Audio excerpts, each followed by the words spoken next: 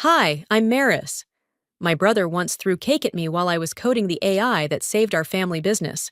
At the launch party, he called me the assistant, and everyone clapped. But that wasn't the worst part. It was the way they erased me, slowly, in boardrooms, on documents, from photos where I was cropped out, right before my name tag.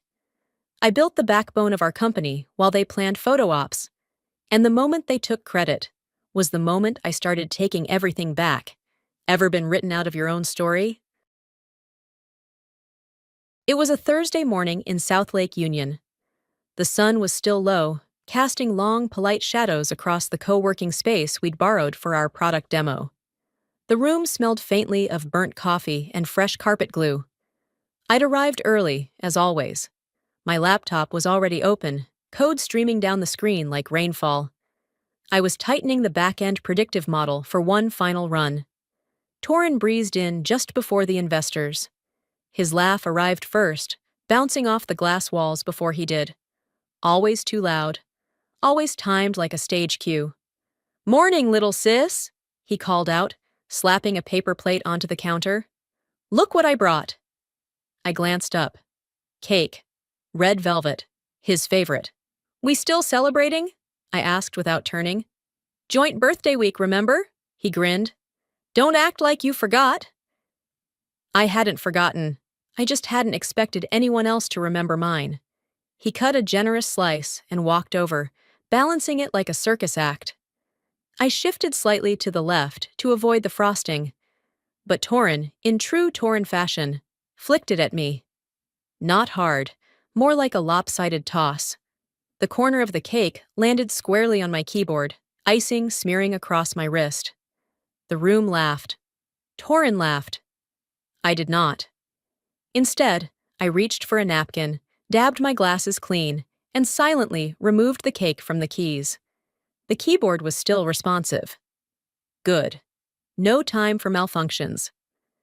"You're too serious," he chuckled, walking off to greet the arriving investors. "It's a party, not a surgery." The frosting stayed on my sleeve until noon. 2 days earlier, they'd held a surprise birthday break in the lounge. Balloons, a cake, some awkward office singing. The cake had "Happy Birthday Torin" piped across it in bright blue lettering. Below that, in a smaller, half-hearted scrawl, "And Eliora?" Eliora, not my name. It was the name of Torin's ex-girlfriend. No one corrected it. No one noticed, except Kaya. She blinked twice, looked at me like she wanted to say something, then didn't. The only one who looked uncomfortable, and she was an intern. I sliced my piece quietly, ate it with a smile that didn't touch my eyes, and went back to debugging. The meeting at my parents' house that weekend should have been more grounding. It wasn't. The dining room had been transformed into a strategy space, complete with handouts and an espresso machine. I arrived 5 minutes late, caught in post-rain traffic. Every seat had a name tag, except mine. Torin was already mid-pitch when I stepped in, pointer in hand, pacing in front of a slide that outlined our company vision. Everyone else was seated around the table. My mother handed me a folding chair from the corner, as if she were passing me a napkin. "Sorry, sweetheart, we weren't sure you'd make it." I nodded, sat quietly, took notes, said nothing. Halfway through, Torin brought up a new automation feature, my feature, but labeled it as AI-enhanced workflow logic spearheaded by cross-functional collaboration. It was mine, built from scratch. Code I'd written while everyone else was sleeping. I should have said something, corrected the record, asserted ownership. Instead, I smiled, jotted a note to myself, highlighted a bullet point on his slide. That night, I didn't cry. I didn't scream. I booted my workstation, opened my encrypted archive labeled Nova Access Prep, and started organizing files. Source code. Original architecture drafts. Every revision I'd made. Every license clause I had quietly inserted into the back end during development, especially the one that tied primary system control to a specific user role. Mine. As I worked, I noticed the corner of my sleeve. Frosting stain. Still there. I didn't wash it off. I let it dry. The next day, I'd wear the same jacket. Let them think I didn't notice. Let them think I didn't care. Let them keep laughing. Because while they rehearsed their speeches and polished their press photos, I was laying the groundwork. They'd called me the assistant, but I'd already started writing my exit plan the moment they laughed. The magazine was already on the cafe counter when I walked in, half curled like it knew what was inside. I ordered a black coffee and picked it up without looking. My name wasn't on the cover, obviously, but Torrens was. Meet the visionary behind Ether AI. That was the headline, printed in bold just above his smirking face, a navy blazer draped too neatly over a t-shirt he hadn't earned. I didn't open the article. I didn't need to. The front told me everything. I folded it in half, tucked it under my arm, and walked out before they called my name for the drink. Back at the office, the energy buzzed around him. Someone had brought donuts. A few junior developers hovered near Torrens' desk, laughing at a joke I wasn't invited to hear. When I passed by, one of them nodded politely, like you'd nod at an admin who brought you your badge. No one mentioned the article to me. No one asked what I thought. At noon, a client called in for a walkthrough. Torren patched me in. The woman on the line said, "Oh, you must be the assistant who helped design the back end. Amazing work." I smiled through my teeth. Happy to help. After the call, Torren winked. She loved the product. Keep doing what you're doing. I walked straight to the elevator. A junior dev, Connor maybe, stepped in behind me, holding a takeout box and looking at his phone. We rode in silence until floor 3. "Hey, you're Torren's sister, right?" he said. "Didn't realize you were on the tech side. I thought you did scheduling or something." I nodded. Something like that? The elevator opened. I didn't wait for him to step out first. Back at my desk, there was a calendar invite waiting in my inbox. From Torren. Subject line, Assistant Alignment Check-in. Inside was a feedback form, a 360 review format. It asked if I felt supported in my current role, and whether I had demonstrated cross-functional collaboration. I stared at the form. Then I deleted the draft reply I'd started with too much honesty. Instead, I opened the folder labeled Clause Retention, Proof.docs. I'd written the clause quietly, months ago, buried deep in the license schema. It stated that the software, Thread, must reflect the contribution of the system architect or face license void. I'd attached it to a conditional tag that recognized role shifts within the company hierarchy. At the time, it had felt excessive, a bit paranoid, but I'd kept it, just in case. That night, I didn't sleep. I stayed in the dim light of my apartment's kitchen, laptop glowing across a cluttered table. I updated the clause, built a time release function into the backend. If a leadership tag ever removed or demoted my identifier, access would begin a quiet shutdown. Not instant, but inevitable. I encrypted the code, backed it up twice, and uploaded it to a private node hosted under NovaLogic, a name no one else in the company had access to. Then I created a note. I didn't write it for Torren. I wrote it for me. If they won't say my name, they'll remember my silence. I exhaled and finally stood, walked to the drawer near my door, pulled out the magazine I hadn't finished reading. Torren's face smiled back at me under the spotlight he didn't build. Built by heart, driven by vision. That's what the caption said. I grabbed a pen from the counter, wrote underneath, built by code, erased by ego. I folded it slowly, with care, like it might matter someday, slipped it into my drawer, next to the other contracts, the backup drive, and the printout of the original license. I wasn't the assistant. I just hadn't shown them what I really ran, yet. I pulled up to my parents' house in Bellevue, 5 minutes behind schedule. Torren's car was already in the driveway, perfectly aligned like he measured the curb. Inside, the dining room had been transformed into what Dad called the war room. A whiteboard on the wall, charts taped beside framed family photos, and a catering spread from the local brunch spot we used to visit after church. The table was full. Every seat had a placard, except one. I stood just inside the doorway for a moment, scanning for anything that looked like a simple oversight. A missing name, a card flipped over. But no. Every other chair was marked. Even Aunt Lori, who barely knew how to open PDFs, had a seat at the table. Mom glanced up. "Oh, good, Maris. We didn't know if you were coming." She said it like she was covering for me, like I was the flaky one. "I sent a confirmation email last night," I replied. "Oh." She tilted her head, already turning away. Must have missed it. A cousin, Josh, stood and dragged a folding chair in from the hallway. "Here," he said, as if solving a minor hiccup. I took it with a small thank you and set it at the end of the table, near the coffee maker, next to a half-full bottle of syrup. Torrin launched into the first slide like nothing had happened. "Team, we're talking vision today."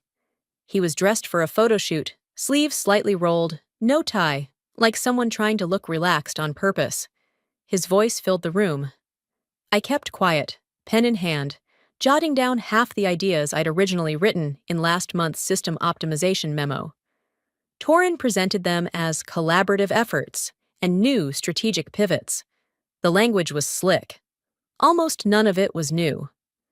At one point, he nodded in my direction and said, "And some of these insights came from support feedback, which is great. Shows how deeply everyone's aligned." Support feedback. I looked around the table. No one flinched. No one looked my way. They just nodded like he'd quoted scripture. I thought back to a school play in 6th grade.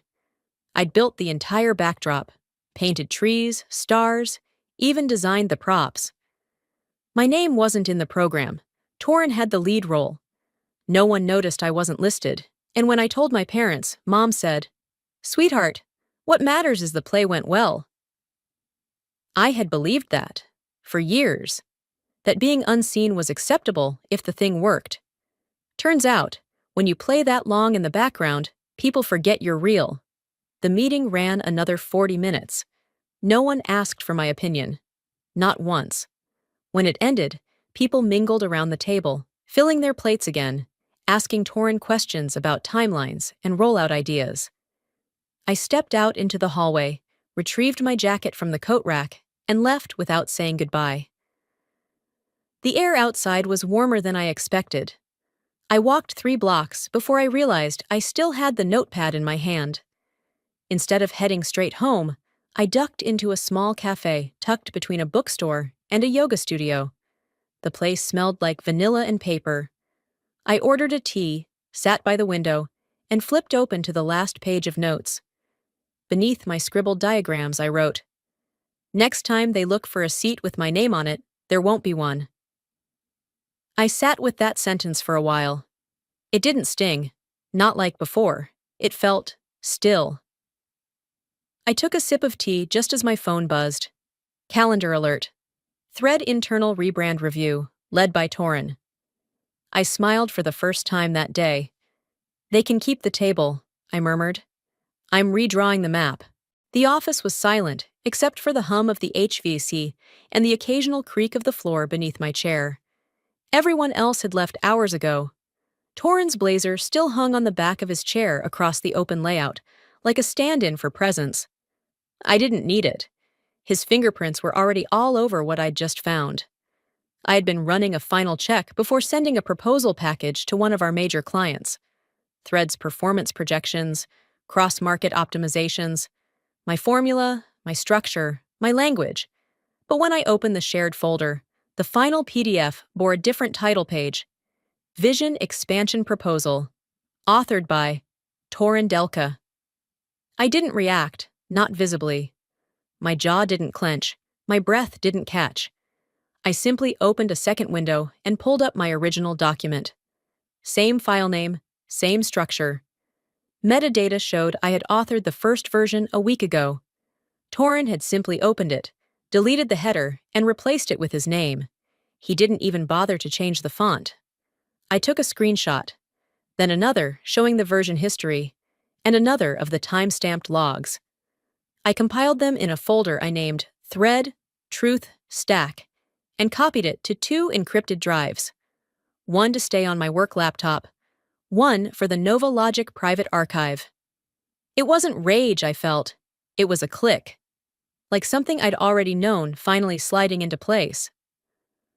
I was still organizing the evidence when a notification from our media server popped up. A file transfer, raw footage from our recent promotional shoot. It had come from the new video intern, wrong inbox. I clicked out of habit. Inside were uncut takes, multiple angles of Torin rehearsing, posing, gesturing in front of my dashboards. The final cut, I remembered, had no voiceover from me. I hadn't thought much of it, until I opened a behind-the-scenes mic feed. I heard his voice. "She looks too studenty on camera. Just cut her. Keep it focused on the male founder. It's cleaner, sells better." A beat. Then someone off-camera laughed. I paused the playback, rewound, played it again. There it was. Confirmed. Intentional. Efficient. Brutal. I downloaded the clip and saved it in 3 formats. Then I transcribed the quote word for word. It went in the same folder. No anger in the process, just precision. When I was done, I closed the laptop and stood in the empty office, hands on the edge of the desk. They didn't forget me. They removed me. When I got home, I didn't turn on any lights. I sat down at the kitchen counter and reopened a document I hadn't looked at in 2 months. Clause, retention, proof.docs.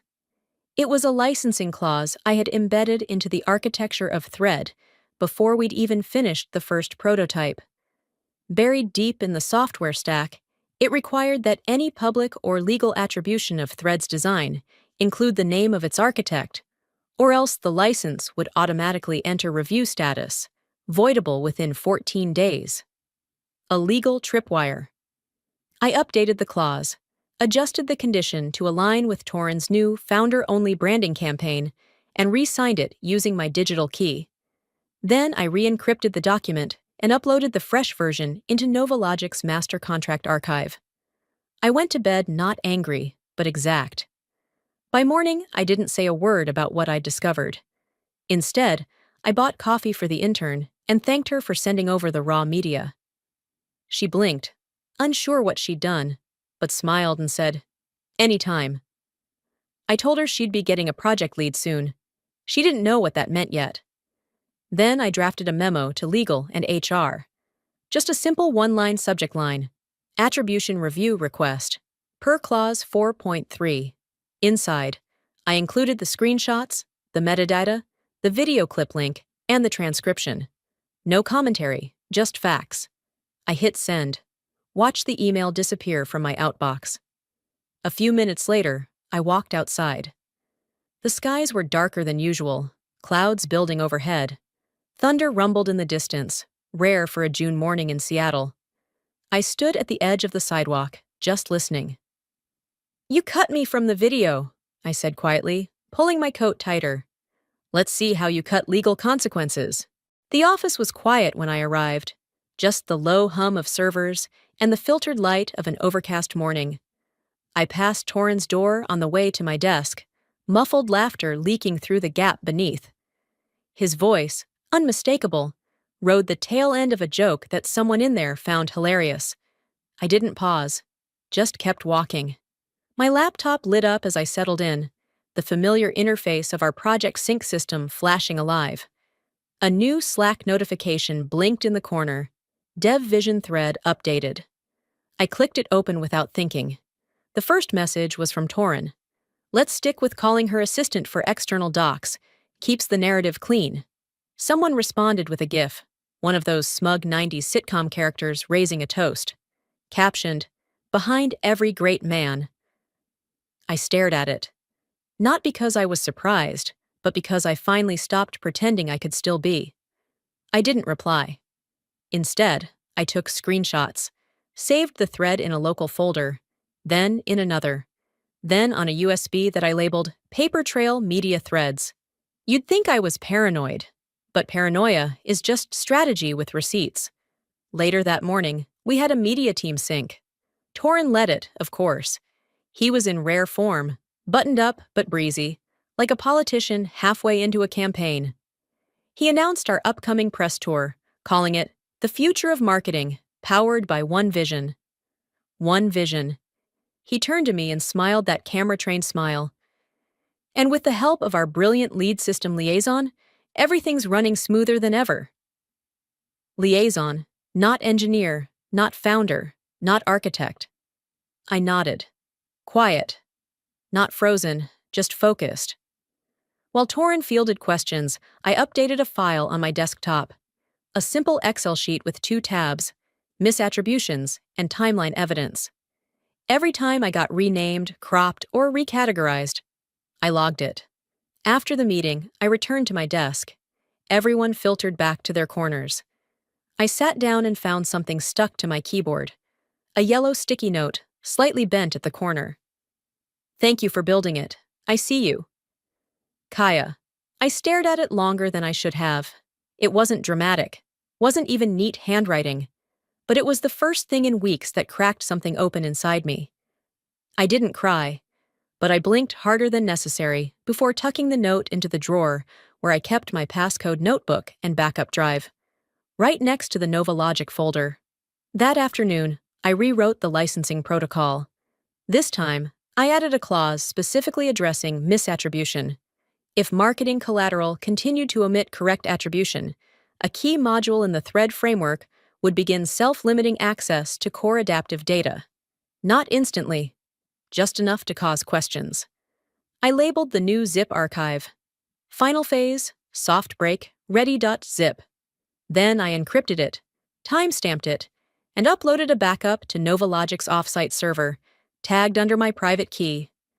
The office grew louder as the day went on. Torin moved from desk to desk, checking in, handing out compliments like mints. When he finally reached my desk, he leaned casually on the divider.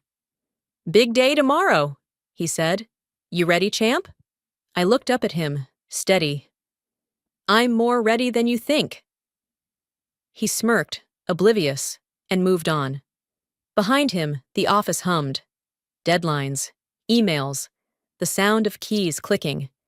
Everything appeared normal, but I knew better, because I wasn't waiting to be handed a title anymore. They gave me a label I never asked for. Now I was ready to show them what I never said out loud. The pitch week felt more like a pageant than a professional milestone. Everywhere I turned, someone was measuring distances between banners, adjusting the lighting for photos, or practicing elevator lines Torin had probably ghostwritten himself. He strutted through the office like he'd already closed the round. When he dropped the printed pitch deck on my desk, I didn't expect gratitude. I expected accuracy. It wasn't there. No credit line, no contributor page, no architect notation. Just the Ether AI logo in glossy emboss, and Torin's name under Founder and Vision Strategist. "You'll be behind the screen, right?" he asked, without even making eye contact. "You always run the slides so smooth." I gave a small nod and turned the deck over. Not in agreement, just to avoid looking at it again. That night, the office cleared early. Torin had reservations downtown with potential investors. I stayed back, telling the junior devs I'd double-check the licensing backup. That part wasn't a lie. I pulled up the company's internal legal repository, searched for ownership, founder, patent. One by one, the filings loaded, and my name was gone. Removed from patent credits, absent from architecture certification, replaced under internal consolidation, signed off by Torin and 2 legal advisors I hadn't spoken to since onboarding. I reached into the filing cabinet beside my desk and pulled out the envelope I'd sealed 6 months prior. Paper copies of every contract I'd signed, scanned, backed up, notarized. I knew then what had happened wasn't just ego, it was structural. Intentional. I didn't cry. I printed 2 copies of the new discrepancy list, marked them with the date, and tucked them into the NovaLogic evidence file under Foundation Theft. 2 nights before the pitch, the system broke. Not a small glitch. Not a loading delay. A full back-end crash. I was already at home, sipping tea and writing notes on a scratch pad, when the first panicked messages came in. Thread's central logic server had entered recursive lag. refusing commands, and freezing adaptive tasks mid-process. The dashboards went dark. Torin called me 3 times. I didn't answer. Then he texted, "System crash. It has no clue. Fix this, please." I didn't respond, but I logged into the Nova Logic console, traced the corrupted line in the code, an issue introduced weeks ago in a reckless update, and patched it manually. No one knew it was me. The next morning, a mass email from Torin's account hit the office inbox. "Big thanks to our incredible ops team for resolving last night's server hiccup. Couldn't have done it without the Dream Crew." Attached was a photo. Torin shaking hands with the lead investor, smiling like a man who had wrestled tech back from the brink. In the background of the image, my desk was visible, empty, light still on. Routine betrayal feels less like betrayal over time and more like background noise. So I worked in silence. That afternoon, I opened the back-end code for Thread. Quietly, I embedded a failsafe, a dynamic expiry trigger, tied not to a time, but to a role. Mine. If the system detected my administrative status dropped or revoked, a cascade would begin. Data restricts, algorithm locks, memory wipes staged over 12 hours. I encrypted the command under Nova Logic credentials and linked it to my biometric key. Then I ran a diagnostic. A minute later, the internal alert came through.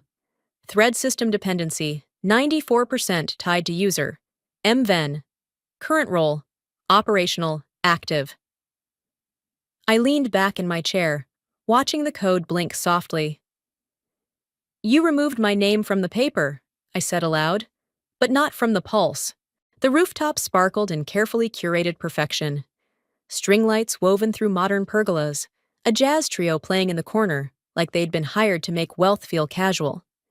Every corner was Instagram ready, but the only camera I noticed was the one on the projector, slowly cycling through a slide deck that looked vaguely familiar. Thread 2.0 launch celebration, Seattle skyline in the background, vision slides on loop. I stood by the service bar, my badge clipped discreetly inside my jacket. Not because I was hiding, but because I already knew it wasn't going to be called. The first slide. One vision, one voice. Torin. He stepped up to the mic, grinning like a man about to accept a Lifetime Achievement Award. I had to hand it to him.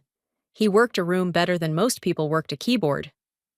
"And tonight," he said, his voice smooth over the clink of flutes and the gentle bass line behind him, "we celebrate a platform that's already changing the future of marketing." I watched from the edge as my dashboards flashed behind him. Models I'd written, logic trees I'd spent 6 months refining. "None of this would be possible," Torin said, pausing dramatically, "without our amazing assistant and support staff." A smattering of applause. Not one head turned toward me. I didn't blink. I didn't breathe heavy. I just sipped my water and kept watching. Later, I made a slow loop of the space. Along the walls, oversized prints celebrated Thread's journey. In one, Torin stood center stage at last quarter's expo. Another showed him shaking hands with a city official. And in the back, a narrow frame held a cropped image from an earlier demo. My code behind him. My arm barely visible on the edge of the photo. They'd cut the image right before it reached my name badge. I paused in front of it, tilted my head. The lighting made me look like a shadow, which, I supposed, had been the goal all along. During Q&A, I returned to the main floor, standing just off stage as investors lined up with carefully crafted questions. One of them, a woman with a silver bob and a navy pantsuit, raised her hand.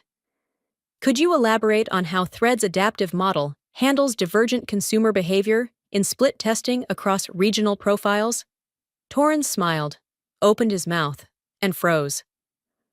I watched his eyes dart toward the edge of the platform, toward me. I stepped forward, leaned slightly toward the mic. "That's not my area," I said evenly. "I'm just the assistant, remember?" The silence wasn't immediate. It rippled. A laugh caught in someone's throat. Then nothing. And then, the murmurs. The woman who'd asked the question didn't laugh. She simply nodded. 5 minutes later, she found me near the caterer's cart and slipped me a card. Said nothing, just handed it over. An hour after that, I overheard one of the junior investors tell his assistant to cancel a follow-up meeting with Torin next week. Torin, of course, tried to recover. "We're all one team here," he said to the crowd, voice thinner now. "Collaborative from day one." Nobody clapped. I didn't need them to. The message was already out. As the crowd began thinning, I drifted toward the exit. I didn't need to wait for the final toast or the flash photo with the downtown skyline. Inside the rideshare, the city glowed behind us. I pulled out my laptop, connected to the secure NovaLogic network, and entered my key phrase. Execute. License contingency. The screen blinked once. Then a timer appeared. Thread systems. 9 hours, 44 minutes until license deactivation. I closed the lid. "Enjoy your lights, Torin," I whispered. "They go out at sunrise." At 6:42 a.m., I was already dressed. Not in the support blazer they'd handed me the night before, folded neatly inside a branded gift bag with a printed thank you note. That blazer was sitting inside my bottom drawer, next to the licensing clause I'd revised in silence over too many months. The patch on its breast pocket read, "Support Team, Making Visions Real." I hadn't flinched when I'd received it. I'd smiled, even nodded, but I never put it on. The morning light creeping through my apartment window was muted. I held my coffee steady in one hand, while the other refreshed the NovaLogic dashboard. The status bar crawled just past 92%. No texts, no calls, not yet. At exactly 7:03 a.m., Slack lit up like a pinball machine. Message after message flooded in, pinging from teams across departments. Thread dashboards were blank. Access credentials were failing. Nothing was syncing. Torin called twice. I ignored both. Then came the emails from DevOps, subject lines getting increasingly frantic. "Is this an AWS issue? Anyone hearing back from Maris? Front-end access revoked. Who did this?" By 7:30, 2 clients had found my personal email. One simply asked, "Did you know Thread's backend is locked?" Yes, I did. I took my time walking into the office. At 8:30, the place looked like a fire drill without the fire. Laptops open, people standing, everyone trying to look like they were solving something without knowing what broke. Torin was pacing by the window, phone pressed to his ear, red blotches starting to form along his neck. I didn't rush. I walked straight to the executive conference room and stepped inside without knocking. Torin followed, slamming the door behind me. "What the hell is going on? We can't access anything. The clients are—" "The system didn't crash," I said calmly, setting a flash drive on the table. "It obeyed." He blinked as if waiting for the punchline. When it didn't come, he frowned. "You're saying you did this?" "I'm saying you broke the license terms. The system responded accordingly." He stared at me. The door behind us creaked open. 2 senior developers peeked in, eyes full of unspoken panic. Torin waved them off. I sat down, opened the folder in front of me, and slid a printed packet across the table. "This is my formal resignation," I said. "Effective immediately." He didn't touch the folder. "You can't be serious." "I'm not here to negotiate, Torin." He laughed once, dry. "We just had the launch party. You're going to blow it up now?" "No," I said, rising. "You already did that when you decided a support patch was good enough to carry a system." He tried to reach for the flash drive. I beat him to it. "This is mine. All of it. NovaLogic owns the framework. You had a license, which was tied to my operational status. You let marketing scrub my name. You stripped ownership from internal documentation. You voided the contract." His mouth opened, but nothing came out. "You handed me the blazer," I added, "but you didn't read the clause sewn into the code?" There was nothing left to say. I left the folder on the table, flash drive in hand, and walked out. The office didn't notice me at first. Heads were still down, phones still ringing. But by the time I reached the exit, someone was watching. 2 people stood near the printer, silent. They didn't say anything, just nodded as I passed. Outside, the sun had finally broken through the cloud cover. The air smelled sharp, like ozone and clarity. My phone buzzed again. 3 new messages, none from Torin, all from clients. Subject line on the most recent one: Maris, can we talk? The key stuck a little in the lock. Old wood, dry air. I had to jiggle it before the door clicked open. Inside, the new space was smaller than our last office, but infinitely lighter. There was no lobby fountain, no polished marble signage. Just the sound of a coffee grinder from the bookstore below, and the distant murmur of students shuffling toward a lecture down the block. I stepped into the front room, flicked the lights on, and inhaled deeply. It smelled like lemon cleaner and cardboard. Our desks were still mismatched. One was an old drafting table, another borrowed from a university surplus auction. But they were ours. No marketing jargon painted on the walls. No framed pictures of people who had never touched the code. That morning, I found 2 new emails. The first was from a systems engineer I'd worked with 2 years ago. She'd heard about the fallout, wanted to join. The second came from REI. Subject line: We're ready to talk, on your terms. Later that day, Starbucks followed. Same tone, same eagerness. Their logos now lived inside NovaLogic's interface, not threads. I leaned back and looked at the logo stenciled on our glass door. It was a bit crooked, and the paint hadn't fully dried. Still, it was real, and it was mine. That afternoon, an email slid into my inbox with a familiar sender: Kaya Hollow. I left too, she wrote. They called me ungrateful. I'd rather be unseen than complicit. There was no pitch, no resume. Just the raw truth in 10 words. I replied immediately: We've got room at the table. I opened the drawer at my desk and pulled out the yellow sticky note she'd written all those weeks ago. I see you. I pressed it to the wall behind my monitor and scribbled next to it with a pen. I see you too. That evening, after everyone left, I stayed behind. The office was quiet except for the low hum of a server booting up in the corner. The inbox was empty, the coffee had gone cold, and I was still at my desk when the courier rang the bell. A padded envelope, no return address, but I recognized the typewriter font on the label. Torin. Inside, a single page, typed, signed. He didn't make excuses. He didn't ask for forgiveness. He said he never thought it would spiral the way it did. You always seemed fine. I folded the letter once and placed it into a file labeled Legal Closed. It didn't deserve a second read. The next morning, I was scheduled to speak at a tech ethics seminar. Small auditorium, mostly graduate students and first-year founders. I didn't bring slides. I brought the mug. White ceramic, hairline cracked down one side. The words still visible: Best Assistant. I placed it on the podium. Didn't reference it. Didn't explain. Instead, I spoke about code and consequence, ownership and omission. I told the story without names, just facts, just silence in all the right places. When it ended, they clapped. Some too loudly, a few just nodded, heads down, absorbing.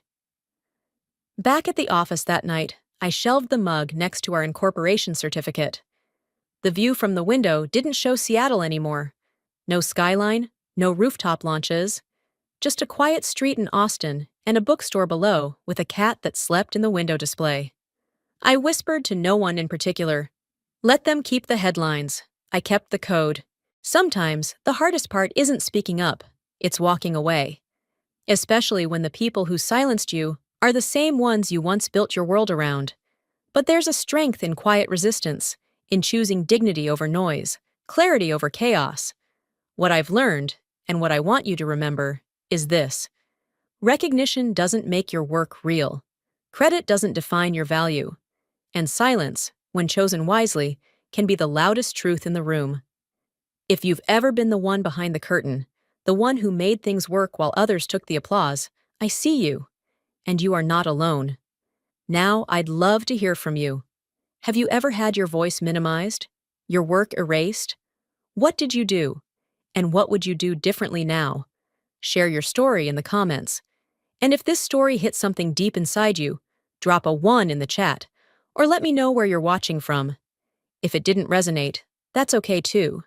Tell me why. I want to hear it all. And if you believe in stories that reflect real life, its pain, its resilience, its quiet victories, don't forget to subscribe. This is just one of many stories we'll uncover together. Until next time, take care of your story. It's worth telling.